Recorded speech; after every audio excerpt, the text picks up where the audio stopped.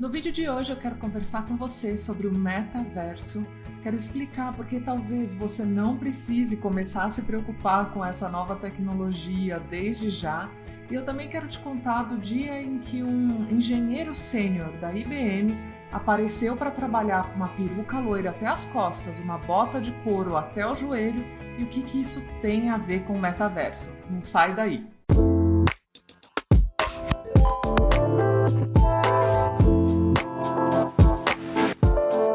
E aí, tudo bom com você?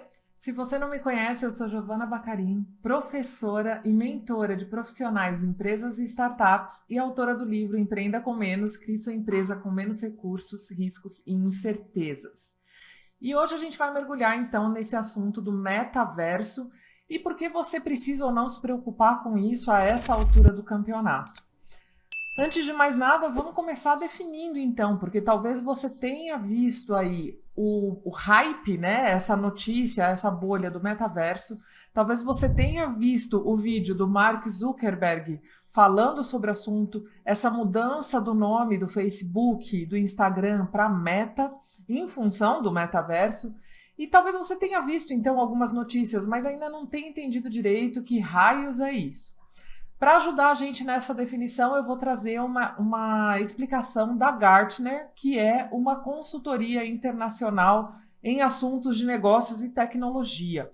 Então vamos lá, a Gartner diz para a gente que metaverso é um espaço virtual coletivo criado pela convergência de realidade física e digital virtualmente aprimorada. Em outras palavras, é independente de dispositivo, não pertence a um único fornecedor, é uma economia virtual independente, habilitada por moedas digitais e tokens não fungíveis, os tais dos NFTs. Um metaverso representa uma inovação combinatória, pois requer múltiplas tecnologias e tendências para funcionar. Os recursos tecnológicos que contribuem incluem realidade aumentada, estilos de trabalho flexíveis, monitores montados na cabeça, uma nuvem de realidade aumentada, internet das coisas, 5G, inteligência artificial e tecnologias espaciais. Então é isso. O metaverso é esse lugar que não existe, esse lugar virtual onde muitas coisas se convergem e precisam convergir para que ele exista.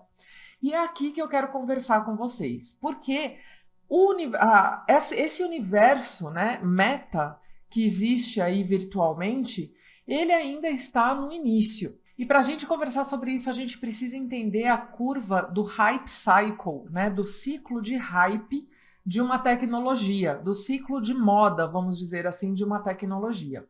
Então, essa imagem que eu estou colocando para vocês na tela é da Gartner também, foram eles que desenvolveram essa curva, e basicamente fala que toda nova tecnologia passa por um ciclo que começa por um gatilho, quando essa tecnologia surge, alguma startup, alguma coisa que traz essa tecnologia ao mercado, ela sobe, sobe, sobe até atingir o que eles chamam de pico de expectativas infladas, que é essa curva do hype.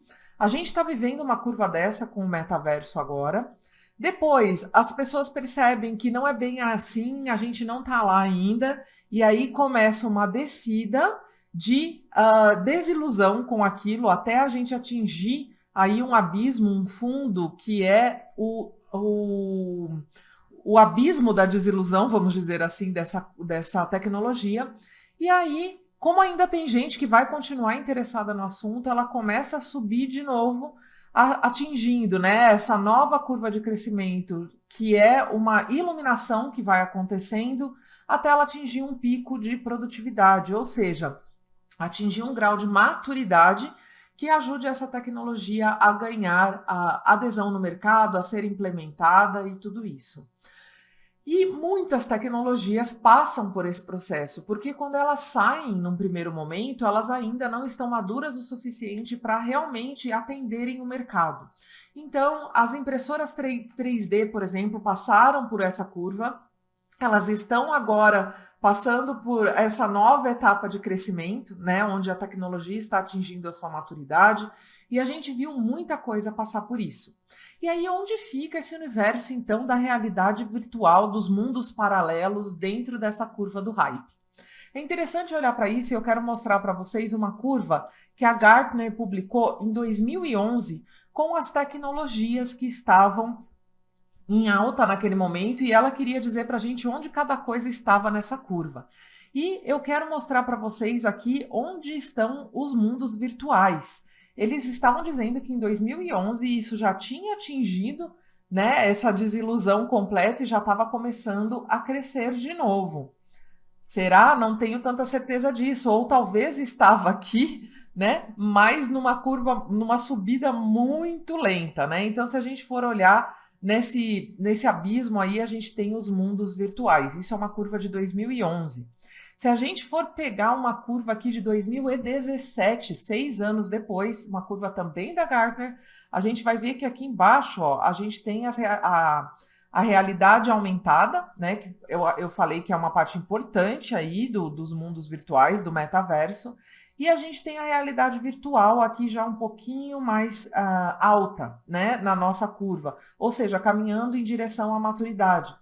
Talvez sim, talvez estejam numa curva, mas essa curva aqui, né? Uma curva que assim, não é de um ano para o outro.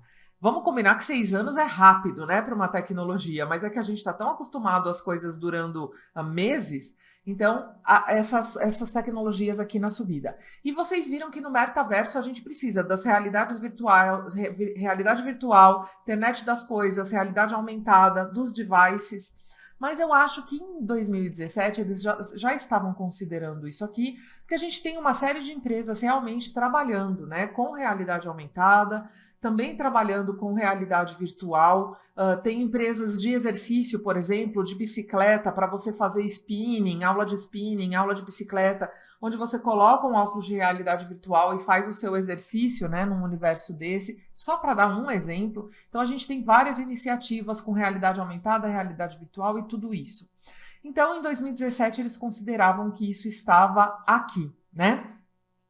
E aí a gente vê, então, esse boom acontecendo agora em 2021, 2022, né? Com essa mudança do Facebook para Meta e também isso amarrando esse hype da tecnologia. Mas será que a gente já está nesse momento de atingir a maturidade? E a resposta é não.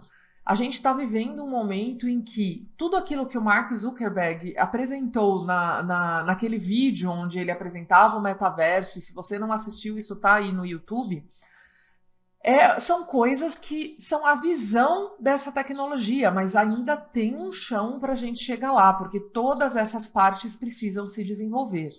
Então, a gente está vivendo esse hype. É o momento em que nós estamos no ponto dos early adopters ou adeptos iniciais.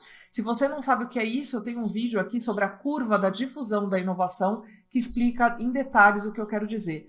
Mas adeptos iniciais é aquela porcentagem da população que está totalmente conectada com uma nova tecnologia, que se interessa por ela, e é essa galera que está comprando terreno no metaverso, colocando empresa no metaverso, comprando NFT adoidado por aí, são os adeptos iniciais. Essas pessoas também estão correndo maior risco dentro desse novo mercado, de ter esses investimentos trazendo retornos incríveis ou sendo completamente perdidos, porque a gente está num ponto da tecnologia de não maturidade, né? Num ponto inicial dessa tecnologia. Então, o resumo da ópera é: talvez você não precise se preocupar, ainda tem chão para o metaverso entrar nas nossas vidas. Trazendo um relatório da Gartner aí deste ano, eles dizem o seguinte: a Gartner espera que, por volta de 2026, 25% da população vá passar pelo menos 1 hora por dia no metaverso para trabalhar, comprar, para educação, mídias digitais ou entretenimento. Então, em 2026, aí 1/4 da população vai passar 1 hora por dia. Uma realidade ainda diferente daquela coisa de o nosso mundo estar completamente misturado para todo mundo. Então, calma que ainda tem tempo para essas coisas irem se integrando à nossa vida. Gi, mas eu tô curiosa, o que isso tem a ver com um engenheiro da IBM com a peruca até o meio das costas? Bom, nós vivemos uma outra onda desse hype aqui, por volta de 2007, 2008, que foi um momento, inclusive, de uma outra grande crise mundial, né? Onde a gente teve toda a crise econômica nos Estados Unidos tendo ondas e impactos no resto do mundo. Naquela época eu trabalhava na IBM e eu era mentoranda do cientista-chefe da IBM, que era o Fábio Gandur na época. E a gente tinha esse hype em torno do Second Life, que era o metaverso de 2007, né? O Second Life estava nessa grande onda, e a IBM, claro, uma empresa de tecnologia. Quando bateu a crise em 2007, a reunião anual dos cientistas, né, da IBM, que era feita presencialmente nos Estados Unidos, ficou congelada. A gente ainda não tinha dinheiro para passagem, né? Foi uma crise econômica forte. Onde foi feita a reunião? Qual foi a solução? Vamos fazer a reunião do Second Life. Se você lembra um pouco daquela época, as empresas também estavam construindo as suas lojas no Second Life, as suas empresas, os seus escritórios virtuais, uma coisa muito parecida com o que está acontecendo agora. Estou com uma sensação de déjà vu nesse momento, né? Então, naquele momento, a reunião da IBM foi no Second Life e as pessoas tinham os seus avatares dentro desse universo, desse mundo virtual. E aí, eu estava numa reunião em São Paulo, né, onde estava o Fábio Gandur e uma outra profissional, tá me falhando o nome dela aqui nesse momento, mas era uma desenvolvedora de software. E ele entrou na reunião e um dos engenheiros americanos apareceu, né, como uma loirona de bota de couro vermelho, e esse era o avatar dele dentro do Second Life. E aí depois o Fábio até mostrou pra gente quem era, né, aquele funcionário dentro da organização. Então, as pessoas tinham essa liberdade criativa de colocar os avatares que elas desejavam dentro do universo virtual. E foi por isso, então, que esse engenheiro apareceu assim para a reunião no universo virtual, que naquela época era o Second Life. Então, para mim, olha, a gente está vivendo esse momento de novo. E quem lembra do Second Life hoje, né? Ele sumiu. Por quê? Talvez a gente estava vivendo essa subida da curva. A gente teve uma descida aí de desencantamento na última década.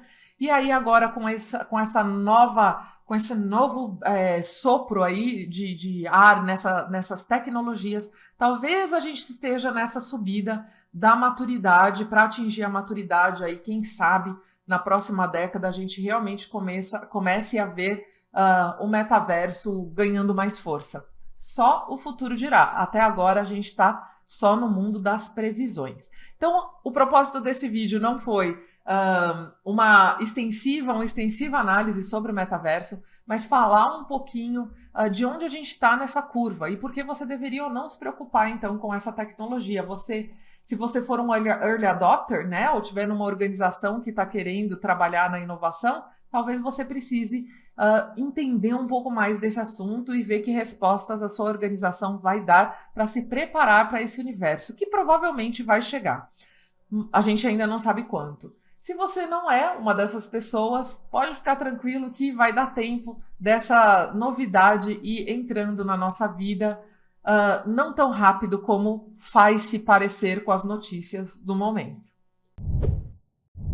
Então essa era a nossa reflexão da semana, e se você tem alguma reflexão, algum pensamento sobre esse assunto, deixa para mim aqui nos comentários. Eu quero muito saber o que vocês estão pensando sobre isso, e nessa conversa a gente vai enriquecendo o conteúdo. Se ainda não se inscreveu no canal, se inscreve aqui embaixo e ativa o sininho para receber a notificação dos próximos conteúdos. Na quinta-feira tem aula rápida e na semana que vem a gente volta com mais uma reflexão. Eu aguardo você por aqui. Um beijo grande e ótima semana!